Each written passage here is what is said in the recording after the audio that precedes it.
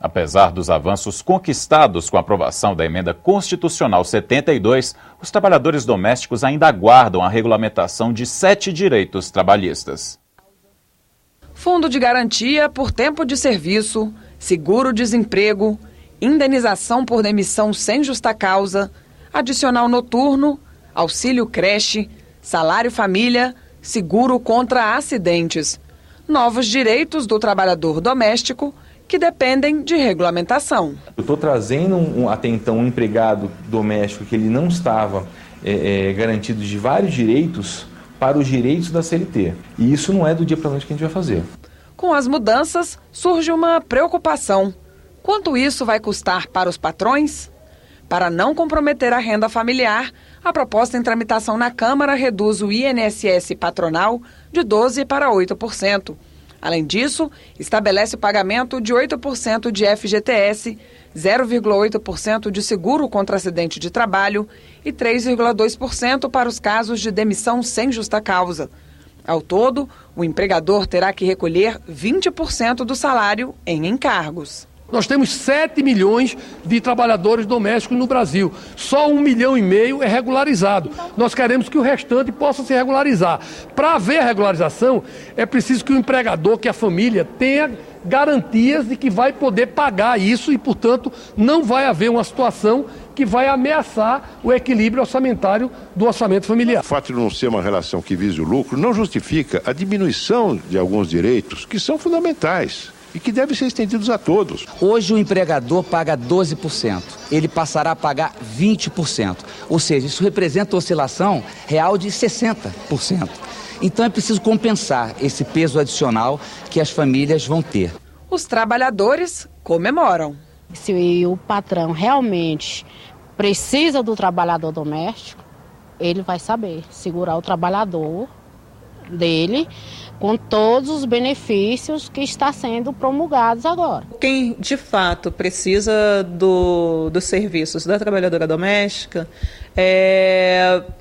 se habitua, sabe? É uma questão muito mais de mudança cultural, tanto por parte das empregadoras quanto por parte das trabalhadoras que não estavam acostumadas com esse limite de jornada, né?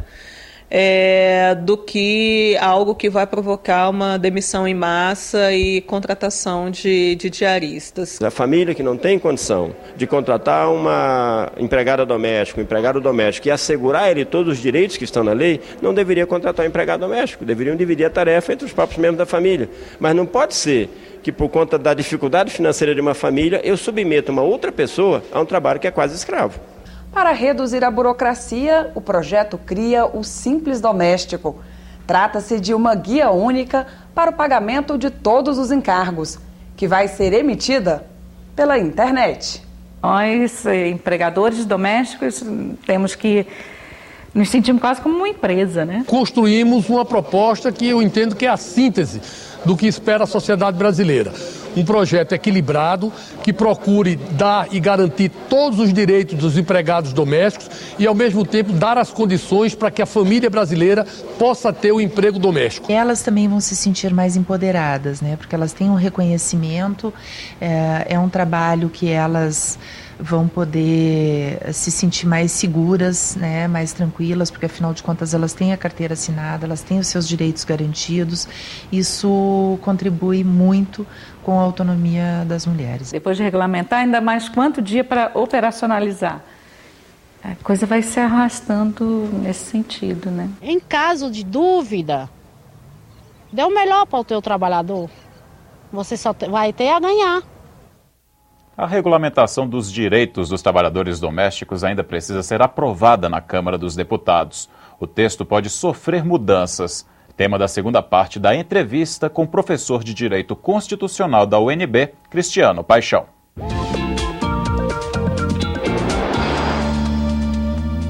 Cristiano, agora é preciso regulamentar essa série de direitos, na verdade, talvez os mais importantes deles. O senhor acredita que isso será possível em 2014 ainda? É interessante a gente fazer uma distinção aí em relação à emenda. Grande parte da emenda 72 já vale. Então, férias, repouso semanal remunerado, os outros direitos previsto na Constituição, a maior parte já vale sem depender de nada. Agora, alguns dispositivos precisam de regulamentação, especialmente aqueles muito importantes que decorrem da proteção contra a despedida imotivada. No nosso sistema, ainda vigora a ideia de que você pode despedir um trabalhador sem justa causa, independentemente de motivação. Basta pagar determinados direitos. É como está estabelecido na nossa Constituição, meio provisoriamente, mas um provisório que já vem há 25 anos. Pois bem, isso vale também para o empregado doméstico. Então, qualquer empregado doméstico pode ser demitido desde que ele receba alguns direitos. Como é hoje, esses direitos não são muito expressivos, porque ele não tem direito ao fundo de garantia por tempo de serviço, que é a principal forma de proteção contra a despedida imotivada.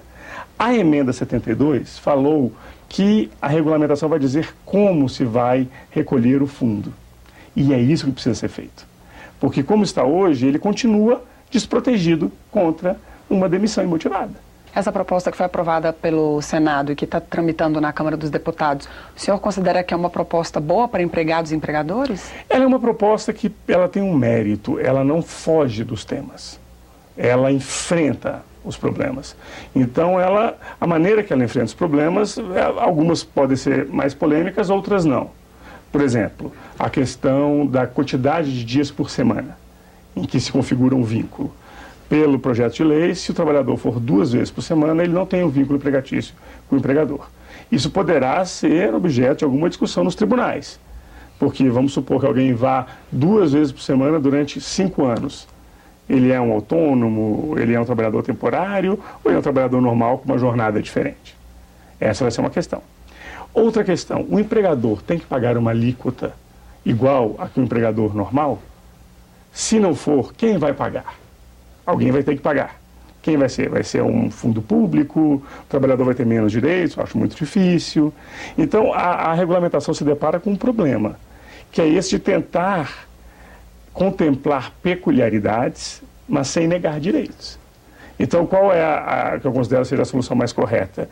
Procurar simplificar o processo. Se for possível recolher na mesma guia, fundo de garantia, contribuição previdenciária, eventualmente, se tiver alguma verba tributária, que se simplifique a vida do empregador doméstico, mas que isso não se dê à custa dos direitos do trabalhador doméstico. Então, a regulamentação, eu não considero ela ruim, como ela está proposta, mas é importante frisar, ela pode ser muito alterada ainda na Câmara. Ok, professor, obrigado pela entrevista. Obrigado, até logo.